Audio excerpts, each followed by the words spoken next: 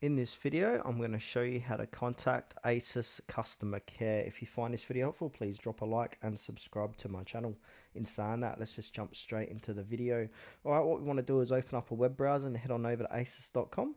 Now, once you're on the official website of Asus, look for a button called support. So it'll be on the top right hand corner. Here it is here. So hover over it and then click on support and service. This is going to redirect you to the official support page.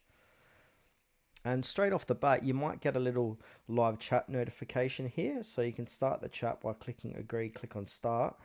And you can see what times they get in touch. So it's from 9 a.m. to 6 p.m. Late Eastern Standard Time. So I'm contacting these guys after 6 p.m. where I'm located. So keep that in mind. So if you're contacting these guys between the hours, just say you'd like to be directed to Asus's customer care team and they will put you on the right direction. Also, what you can do when you're on this page, just scroll down here and it will have a contact us section here. So connect with Asus support. So you can give them a call, you can email them, you can open up this chat box here. They've even got an Asus support YouTube channel you can check out, and they got case inquiry as well.